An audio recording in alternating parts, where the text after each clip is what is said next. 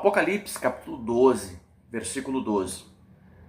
Por isto, festejai os céus, e vós, os que nele habitais. Ai da terra e do mar, pois o diabo desceu até vós, cheio de grande cólera, sabendo que pouco tempo lhes resta. Acompanhe comigo que Deus tem a falar conosco através desta palavra. Fique comigo até o final desse vídeo.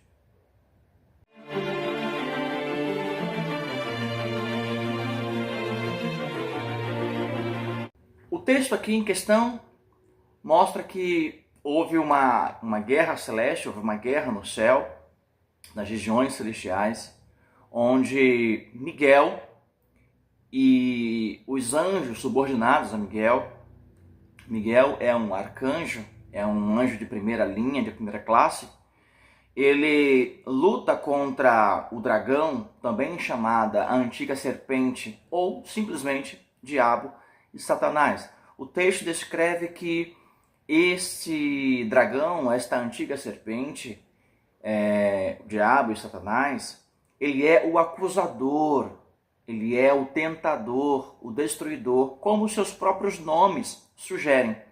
Diabo quer dizer adversário, Satanás, satanis, do grego satanis, que quer dizer acusador, tentador, ok? E Miguel e seus anjos travam uma batalha e expulsam o inimigo das regiões celestiais. E aqui João está escrevendo algo muito interessante, de que o céu se tornou livre. O céu se tornou um lugar onde não há mais o perigo dessas acusações, o perigo dessas tentações, porque quem lá está de uma maneira tranquila, suave, está no gozo eterno.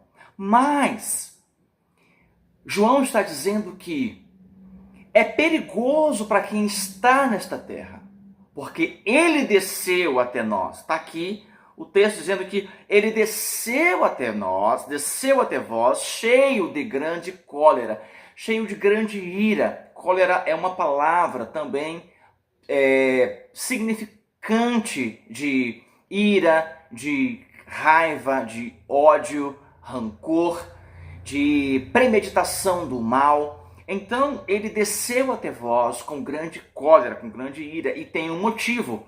Ele sabe que tem pouco tempo. E é interessante saber que o texto vai afirmar que não há mais lugar para ele lá na eternidade, no céu. Não se achou mais o seu lugar. Então, você pode observar bem o que diz o versículo 8. O texto diz: todavia não prevaleceram, nem mais se achou no céu o lugar deles. Deles quem? O diabo e os seus anjos. E aonde eu quero focar? Eu quero focar na seguinte questão. O inimigo das nossas almas, ele não brinca de cumprir o seu papel.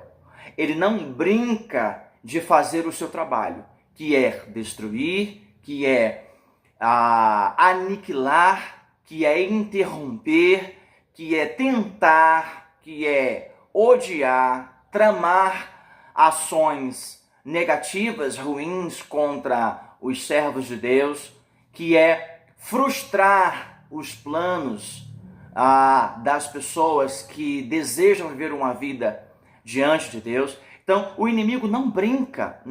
Por exemplo, no tempo de Moisés, havia a perspectiva de que alguém nasceria para mudar a história de Israel.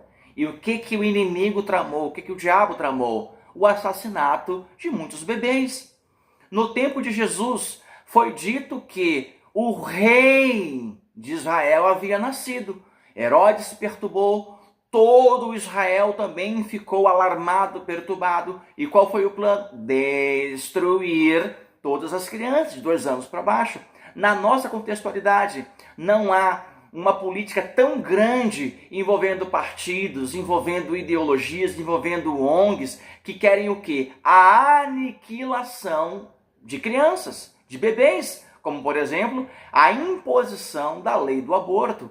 Então, observe que o inimigo, em todos os tempos, em todas as eras, ele está cumprindo o seu papel. E nós não podemos vacilar. Nós, servos de Cristo, não podemos deixar por menos. Nós não podemos deixar de ser insistentes na verdade sagrada, deixar de ser verdadeiros nas coisas do reino de Deus, nas coisas do reino de Cristo. Nós não podemos deixar de ser intencionais quanto ao Evangelho de Jesus. Não podemos ficar nos desviando o nosso foco, a nossa atenção, o nosso objetivo, porque a primazia, a prioridade de Deus em enviar Jesus Cristo até nós para ser o nosso Salvador, o nosso remissor, é a vida eterna, para que todo aquele que nele crê não pereça, mas tenha a vida eterna.